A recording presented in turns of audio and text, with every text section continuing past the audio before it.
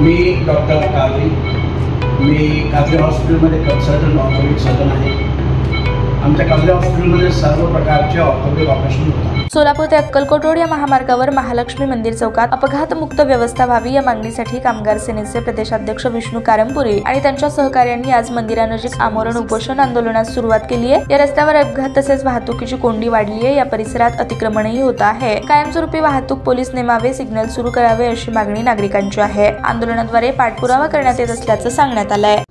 शिवसेना उद्धव बाळासाहेब ठाकरे पक्षप्रणीत महाराष्ट्र कामगार सेनेच्या वतीने अक्कलकोट रोडवरील सोलापूर अक्कलकोट रोडवरील महालक्ष्मी चौकात हा नवीन रस्ता झाल्यापासून दररोज एक ना एक अपघात होत असतो।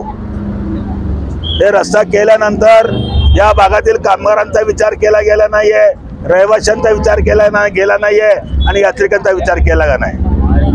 अशा प्रकारे हे जीव देण्याचा रस्ता बनलेला आहे। म्हणून आम्ही राष्ट्रीय महामार्ग अधिकारी, माननीय जिल्हाधिकारी साहेब, महानगरपालिका आयुक्त या सर्वांना निवेदन दिलं की या रस्त्यामुळं आपण जीव जायचं, अनेक गरिबाचे जीव जाण्याचं या ठिकाणी वेळ आलेली आहे आणि जीव जात आहेत। तुम्ही यासाठी उपाय करा, तात्पुरता उपाय स्पीड ब्रेकर करा आणि सिग्नल बसवा।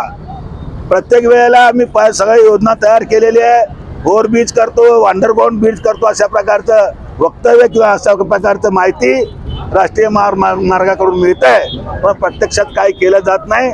म्हणून आज आम्ही महाराष्ट्र कामगार सेनेच्या वतीने मी स्वतः आमरण उपोषण बसण्याचा निर्णय घेतलेला आहे। तो आंदोलन सुरू आहे। या आंदोलनासाठी वेगवेगळ्या स्तरातून बीडी कामगार, यंत्रमाग कामगार, शिवसैनिक, नागरिक सुद्धा या ठिकाणी समावेश होत आहे।